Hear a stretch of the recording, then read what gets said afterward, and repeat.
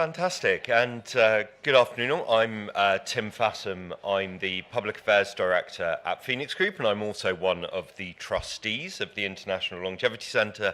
And we're now coming to the end of the Future of Aging 2023. So this is all that is between you and a glass of wine now. So we will try to make it a fascinating and an interesting discussion. And it's already been a fascinating day with an incredibly fruitful discussion about the ILC's longevity route map, and we're really grateful for all the contributions that you've made so far today. But of course, the work doesn't stop here. It's not just about today. So before we go have that glass of wine, we'd like you to all have your chance to have your say about how we place longevity at the heart of decision making. You know, as many of the speakers today have commented, we are technically within 14 months going to have a general election. It looked briefly for 2 minutes this morning like we might be having one today. So it is urgent, it is imminent, and we've got a real opportunity to influence and set the policy agenda for the next 5 years. So delighted to be joined by Professor Alexander Evans, OB, one of my fellow trustees, and David Sinclair. And to kick off, I'd just like to ask David, what are your highlights from today? What's really inspired you? So, and I'll only stand up for a second. I thought what I would do is, I'm really interested in what's inspired you and what solutions you like and what you violently disagree with as well as agree with. So I thought I would get you going with 4 from me. 1, the conversation about food. Novo Nordisk have an obesity pill. 50% Americans are likely to qualify for it. It will reduce demand for food. On the other hand, we've heard today about UP ultra-processed food, and Tilly, who always inspires me in this space, talked about where is food in care. Really, really fascinating. I have been fortunate enough to have a meal in a Japanese care home, and let me tell you, it's really, really good. As good as the meals in schools, I think. Secondly, the Common Health Games, which is fantastic. We did have a brief internal conversation about whether it should be Hunger Games or whatever, but felt that was probably wrong. My wife wrote a book a few years back where we got rid of all of the professional athletes and replaced them with a jury service style mandatory Olympics, where if you get it and you're 85, you all of a sudden have to do swimming. And maybe we should push the idea a bit further and force us all to do that. Civic dollars, really, really interesting idea.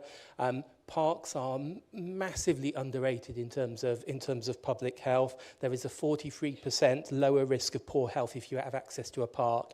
And as an aside, the unsung hero in this space is John Major, who, if it wasn't for John Major and the National Lottery, my local park in Hoffman Park would have been boarded away many, many years ago. The investment that's come from the lottery has been huge.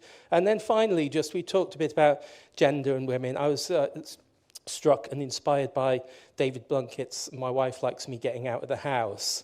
And my wife certainly groaned when I said, well, I think I'm going to do less travelling next year.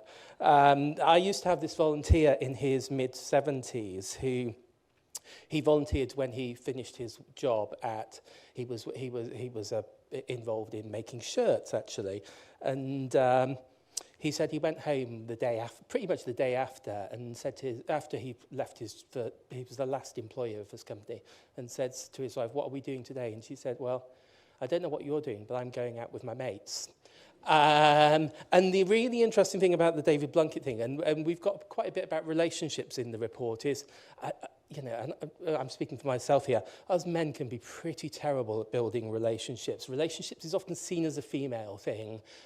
We need help, even if it's for the women around us. So I think I would just touch on actually what, rather than my wife groaning, how can we do this a bit better as men? So I will stop there. Alexander, were there any particular highlights you wanted to pull out before we turn to our learned audience?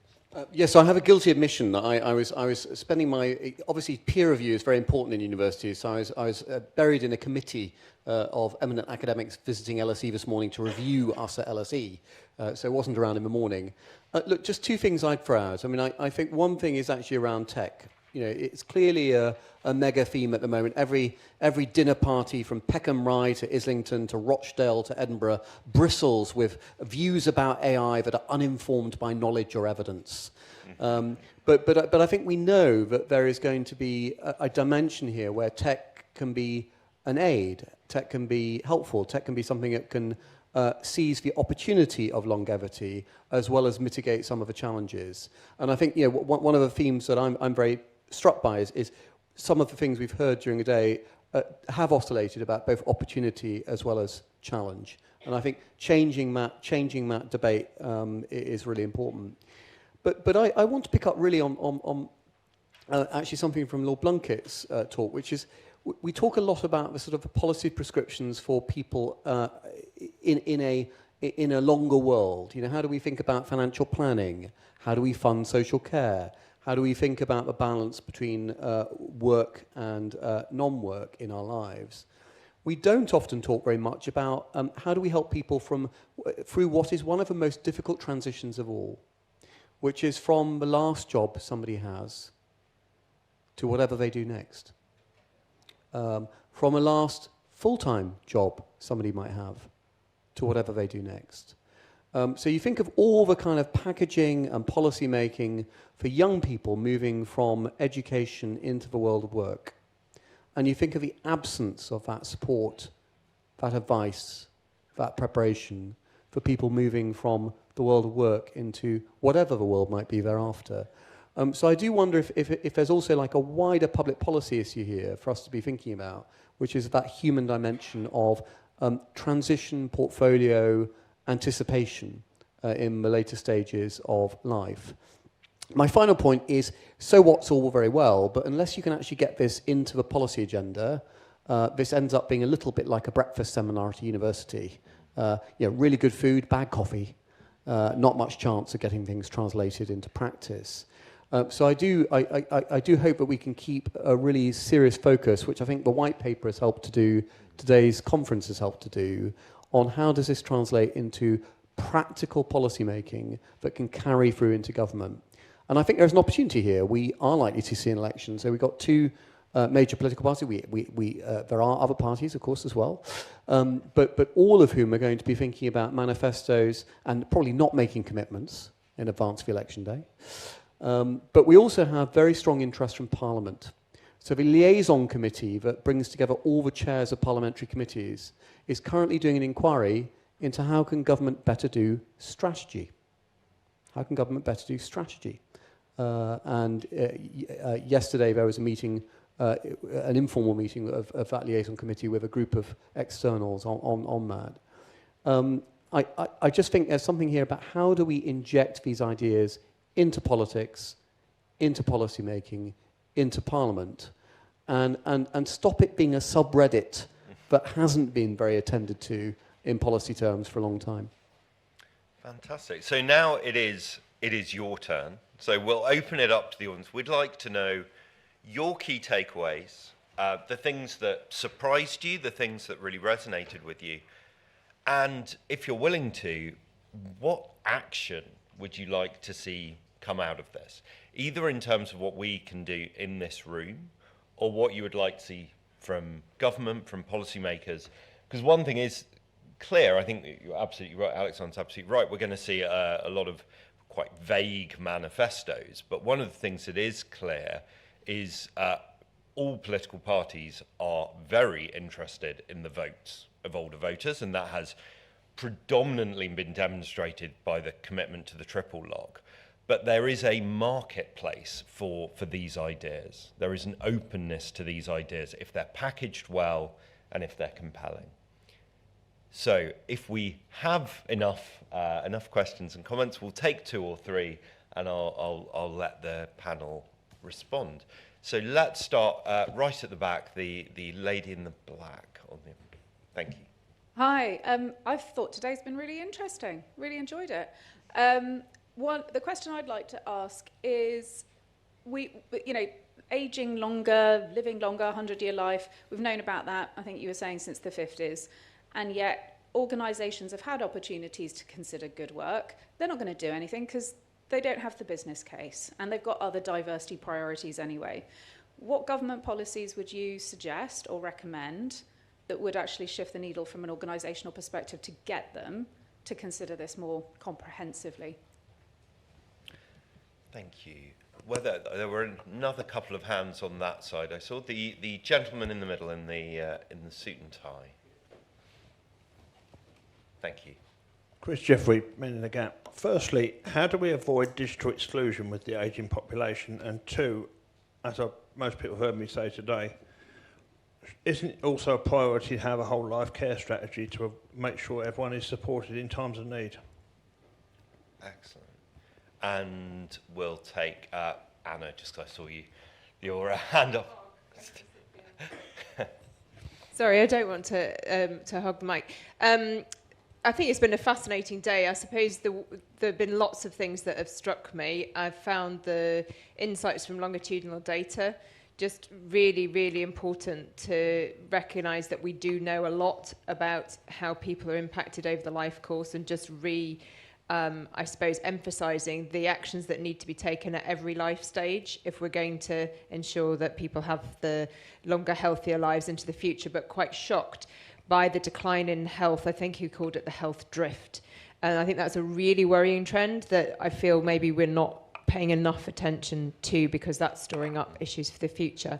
And the other thing that was very striking, and I guess was on the sort of gender divide, but I saw it from the other side, David, which was that in a way women are not going to experience that transition in retirement. We're already, most of us, juggling some point through our life, part-time working because we're caring, and for that reason we're poorer.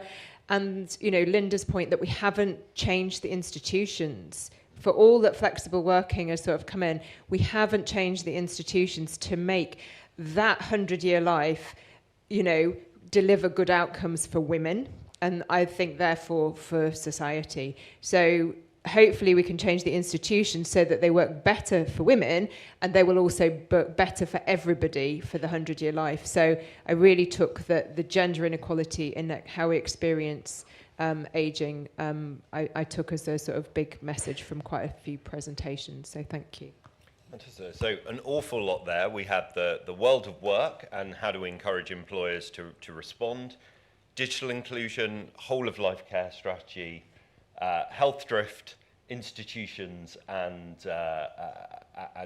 gender, and the gender dynamic. I will take Chair's prerogative and just say a few words about the first, because it's one of the areas I've done a bit of work in recently, which is we saw, as I think others have mentioned, during the pandemic, every country in the world saw a drop-off in employment and an increase in economic inactivity amongst older workers.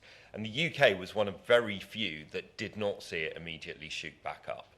And when you actually looked at why, there were various reasons, whether people could afford it, but the main driver was that people didn't like work. They didn't want to go back to work. They felt very differently in the US and Germany, which we looked at as comparators. And so the quality of work is absolutely critical to keeping people in the workforce and ensuring the workforce works for them. What quality seems to mean, the closest thing we have to a silver bullet in this, we talk a lot about silver bullets, we're very worried about werewolves in this country quite clearly, but is flexible working. And particularly that interplays with gender, because overwhelmingly it is women who are leaving the workforce to care. There's the complications of menopause interlinked with that.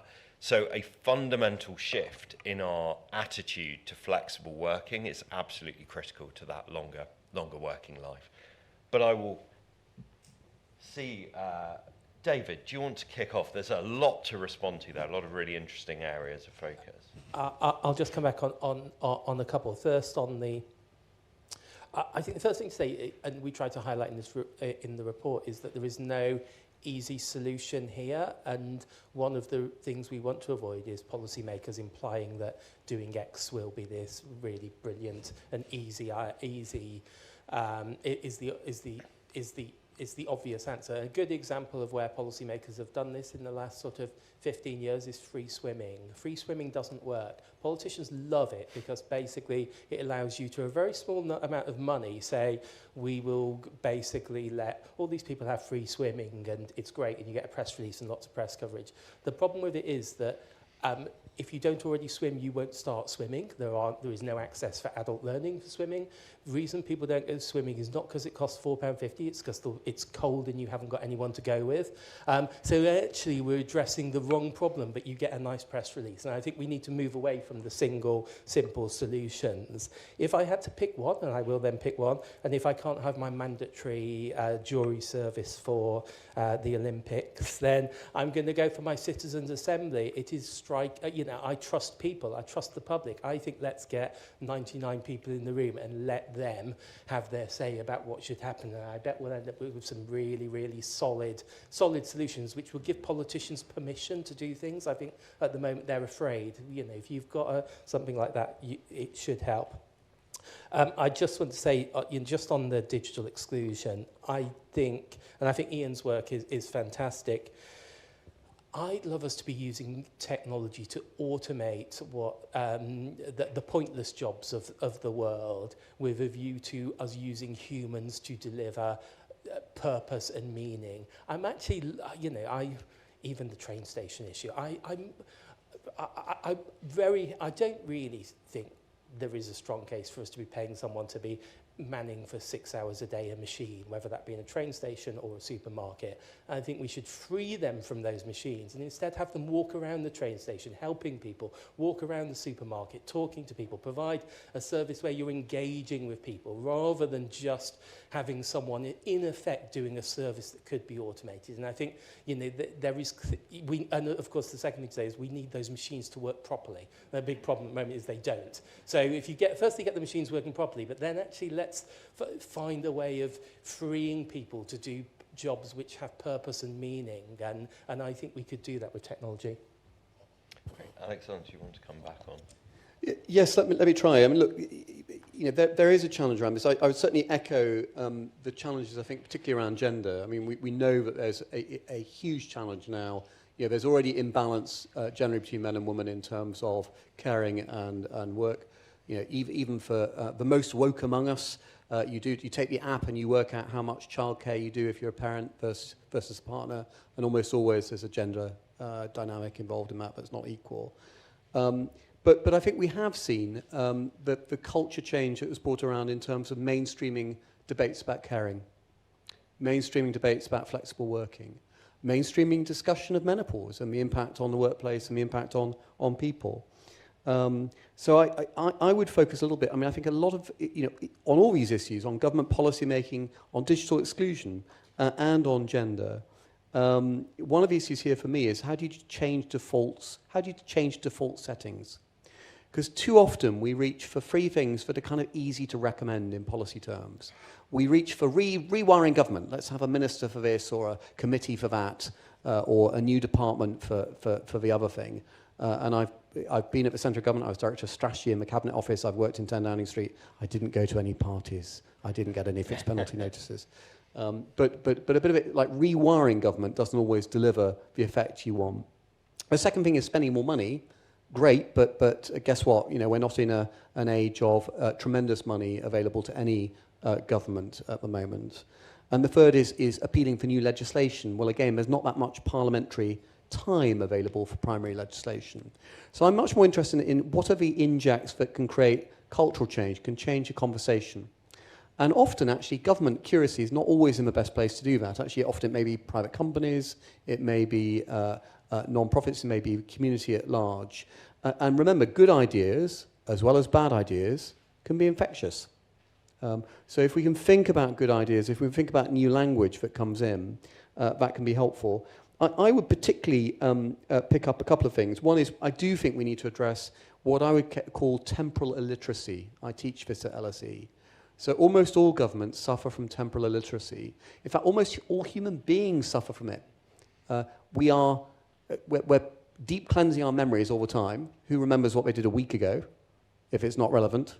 And our ability to look long is weak And mostly it's distracted. When will this guy stop talking? Can I have a drink? So the challenge of looking long is really difficult. The challenge of looking back properly is difficult. And I think our ability to fix that through public policy is going to be probably pretty limited. That having been said, if there is something here around, I'm particularly interested in intergenerational contact and connections. It feels to me that fewer and fewer people have friendships or networks that are properly intergenerational. Yeah? You've got a bundle of teenagers anchored on TikTok.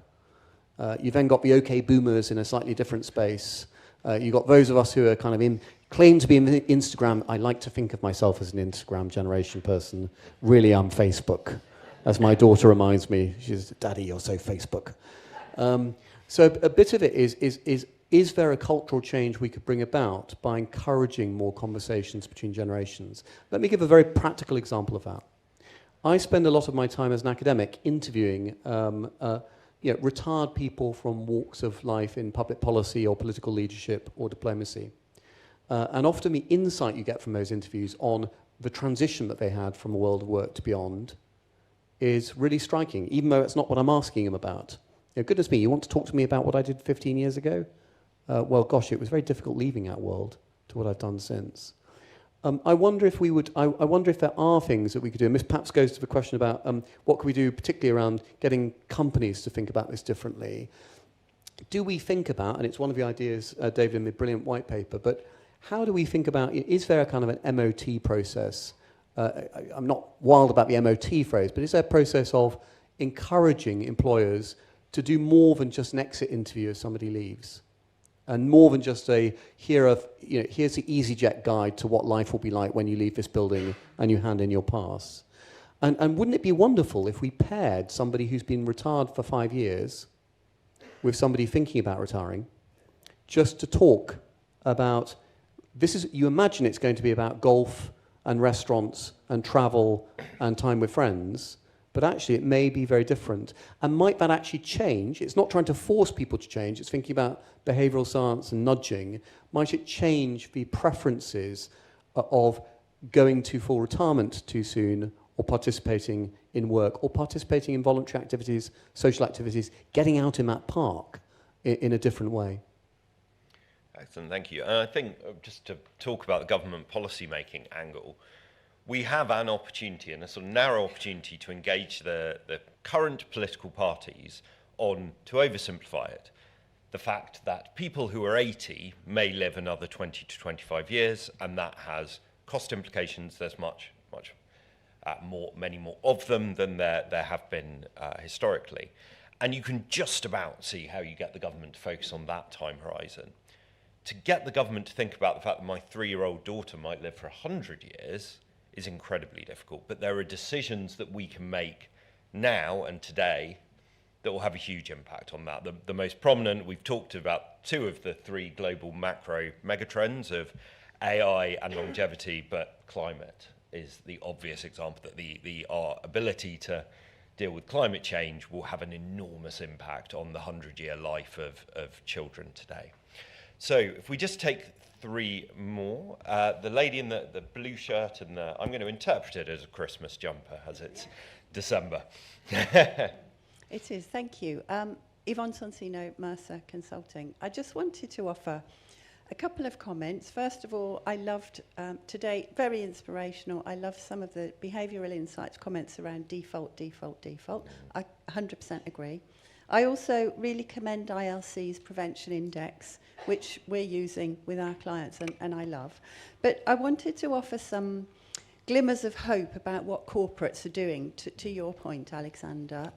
I don't really influence governments much, but I do influence companies, corporates, typically quite large ones, but also some mid-market as well, and that tends to cascade down. But on the gender point, what's been on our clients' agendas this year, I just wanted to share some of these things because they're really leading edge and completely designed to make a difference. So many of my clients are looking at covering pension contributions on parental leave, for example. So making sure women's pension contributions are continued through those periods of absence. Creating gender-neutral parental leave, which will also go some way to redressing the balance, although culturally we're finding it difficult for men to get into it, but it's changing. Flex as default is already happening. Financial education, targeted for women specifically, is high on the agenda at the moment. Lots of health interventions, including screening, particularly more earlier screening for some of the earlier manifesting cancers, which could be linked to some of the things we've talked about today. We're seeing lots and lots of activity on living wage and also now living pensions, which I think is marvellous. Food and nutrition are on the 2024 agenda for me to talk literally around the world to companies about what more they can do in the workplace. Preparation for retirement transition has been something we've done for a long time and is taking a higher profile. And also looking at what good work looks like. Meaningful, purposeful, progressive, equitable and fair work. And skills evolution as well, more transparency around pay for skills. So I'm hoping that as corporates make these changes and they cascade and expand, that we will see some differences. And I just wanted to leave the audience with some positive glimmers at the end of the day. Thank you. The lady behind you. Oh, no, sorry, I thought there was a hand up. So if we go for the gentleman on the far left with the beard. I apologise for however I explain who you are. Not at all. I'm quite happy for my beard to be prominent. Really, to follow up on the point that you raised at the end, it's just a plea that maybe we put grandchildren as much at the forefront of this debate as any other group. As I've got a number of grandchildren, I'm fascinated by how their life is developing and scared witless about the future that they face. And if we're to do some wise act, maybe helping and thinking about what would make life better for them would be also make life better for us. Thank you. Thank you. I think there's someone just in the row immediately behind you, and just to keep it nice and easy. Okay, thank you. Thank you. What I was thinking was maybe it is necessary to pick your battles, the ones that are most likely to be won. The idea that government doesn't know how much pensions are going to cost in the future, even at current levels of payment, is ridiculous. They get all the information they can possibly want from ONS together with GAD. They have the information, they're just not interested. It's somebody else's problem before or after the next election. And I did wonder about maybe ILC could think about junking the 100-year life in favour of, as a lady earlier, not the previous lady, but the lady before that, suggested, thinking about 90 or 95, which is good enough for everybody, mostly at the benefit, hopefully, of greater gender equality. And please remember, not everybody wants to live that long, and they don't have an escape route. We'll take a couple more comments. Thank you for those comments. I'm going to go for my fellow trustee, Sue, at the back. She was waving prominently. Thanks very much, Tim. I'm sorry I missed the earlier part of the discussion, so if this has been raised already, tell me. What I haven't heard much about today is the self-employed. So we've heard a lot about what corporates are doing, and that's all brilliant. I mean, as those who were here this morning, so I've been working for 57 years, and I never know which box to tick because I'm self-employed, I'm employed, and I do volunteering as well. That's another thing about flexibility, forget that bit. But the self-employed are a huge part of the workforce, and you know, even simple things like auto-enrollment for self-employed would be a huge step forward. But there's a whole lot of other good stuff going on that really needs to be extended to those who work for themselves or in very small businesses. Okay, we'll take a couple more as we're to make sure as many people can speak. Let's go for the lady in the purple blouse, matching the seat. Yes, it's so that you can't find me if you don't like my comment. Two brief things. I really liked what Ros said about why do we keep trashing the idea of the nanny state, and nannies can be quite nice. We're thinking kind of Mary Poppins rather than some of the scarier ones. And maybe so that our policymakers in government like it more, we reframe it as behaviour change innovation, because I actually think nudging for behaviour change and the nanny state might be kind of the same thing. And then just because I can't let David get away with a Hunger Games style mandatory Olympics without a response, I think something that I would genuinely love to see is that anyone who wants to hold public office has to have some life experience. And what I mean by that is not must be a person from a particular background, but what I mean is we make kids do work experience to help them to understand the realities of the world of work. So if you want to hold public office, I just think we should demand that anyone who does spends at least a week living with someone who is an average person for the area where they want to have jurisdiction, and to really understand what real lives are like. Thank you. And last question before we go back, the lady with the short bob, just a little bit towards me, on your right. Thank you. Thank you.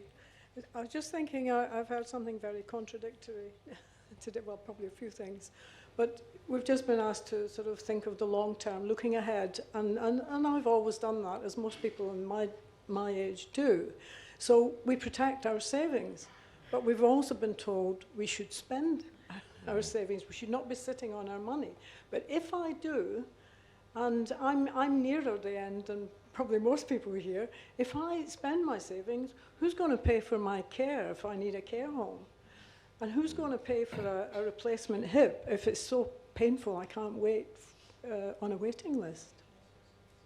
Absolutely. So a lot of fascinating. But I will just take the opportunity to agree with the lady from Mercer, this first speaker. I'm very lucky. My boss's name has already been brought up a few times. Andy Briggs, he's the CEO of Phoenix, and we're massively investing in quality of work, and we completely agree with you on those trends. And partly because it means we get the best people and they stay. And those drivers will shift this, and the skills shortage will shift this, but will it shift fast enough? Probably not. So we need to keep pushing. But I completely agree, there's good stuff happening.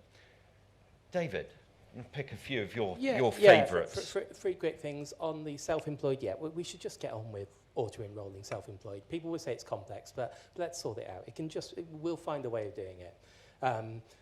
I met a lady in a taxi going to AARP in Washington, and I don't really understand how this happened in the course of a 4-minute journey, but she told me that she made things. She made curtains and clothes, and then she started showing me photos at the end. And I said, well, why are you driving an Uber taxi? Do you like doing that? And she said, no, hate it completely. I don't know how to set a business up. I don't know how, and of course she was running a business, but she didn't have the support to basically set her passion into a business opportunity. And it struck me that we've got to find ways of supporting that learning, no matter how old you are. And she could, and I hope she's managed to find that access. So I think we absolutely need to provide a bit more support there. I'm not sure what sort of life experience or how we would qualify for it. But the interesting thing, I often, whenever I see, some of you will know Lord Norton, I argue with him a lot about, because I tend to advocate almost the opposite. I'm in favour of random selection for the House of Lords as well, that actually we forget about, parties and experience, and that you trust people, and actually I suspect we'd have some really interesting debates if we did that, but it will never happen. And then finally, I just want to pick up on children. I am lucky enough to be the father of a trans daughter who is braver, cleverer, funnier and happier than me, and I think there's a lot of hope in that. Fantastic. Alex, Well, look, I won't pick up on all the comments, although all thought-provoking in different ways. I would just say, very much agree with the point on self-employed. I think, that's often an overlooked community when we think about public policy. Do we think about a 90 or 95-year-old life rather than a 100-year life? everybody needs a tagline, as it were. I'm afraid public policy is as tabloid as everything else. So I hope that the feeling in the room would be that the 100-year life tagline doesn't oblige us all to run at that finish line. Mileage can vary by choice as well as fate. But I do want to pick up on two things, if I may. One is just actually this important thing about how do we bring in people with more life experience into the story. And actually, I also want to say the same thing about the civil service. So, I love the civil service. I think lots of people dedicated with a mission to support governments of the day. But a couple of things. One is we still have a civil service that is pretty dominated on London and the South East. And that can, I think, neglect kind of connections and connective tissue with the rest of the UK. And the other point is one that's been made by Michael Bichard, a former permanent secretary, who says, unlike some other government services in the world, you have very little porosity between the NHS, local government, devolved administrations, arm's-length bodies, and Whitehall as a code for central government departments. So I do wonder if one of the default settings is saying, well, actually, you can't really, how can you think about being a Director General or a Permanent Secretary in a major government department dealing with policy making and service delivery for citizens at large if you haven't had some exposure to that hinterland of public policy in the UK? And that, the plus about something like that, again, you're just talking about changing a default setting. I have a friend who runs a university in the States who has this lovely phrase. She says, look, academics are like cats. You can't tell them what to do, right? But you can move their food. You can move their food. And occasionally, magical things happen. So a little bit of it is how do we think about not just incentives and behavioural science in terms of shaping public policy, but also shaping the incentives for how people operate. My only other comment would be about, I do think there's something really powerful about the lived experience of stories. How do you reach a TikTok generation? I'm a father of a 6-year-old, and I'm about to have, or in fact I should say, just for accuracy's sake, my wife is about to have another baby in February. But how do you reach that intergenerational connection and so on, particularly with life stories of people who've chosen to go back to work? And I'm very influenced by two particular people. One is my former PhD supervisor, who at the age of 78 is the number 2 in a university in Bangladesh, still working. And my father-in-law, who's 91 years old, he retired some years ago, in fact, some decades ago, was very, very bored. So he went back to law school, qualified as a lawyer, and set up in the United States a law firm by seniors for seniors, because you can't trust your kids. And he finally retired from that about 18 months ago. So a bit of it is how do we also inject kind of the stimulus, the ideas, that there are different pathways to the path dependency that has shaped policy making so much. So I just wonder if there's an ingredient in that. And I agree, look, it's really difficult to get governments to think long. Yes, governments know a lot of data analytics, although they do rely on actuaries who don't always get it right. As they revise the life tables constantly. But is there something here as well about just recognising the scale of both a challenge and opportunity for government as a whole, and at least encouraging more long-headed policy making in government? Fantastic, thank you very much. We have unfortunately run out of time. I know there were a number of other questions and comments that wanted to come forward, so please do send those to David to feed back to the ILC, and do keep the conversation going. So at this point, we just want to thank all of the speakers, panelists, staff, trustees, and of course the Wellcome Collection, who worked together to create this fantastic event. And yet again, thank this year's sponsors, UK Research and Innovation, the UCL Centre for Longitudinal Studies, and Novavax. And now I am just going to introduce Isabel, who is going to close the conference. Thank you very much.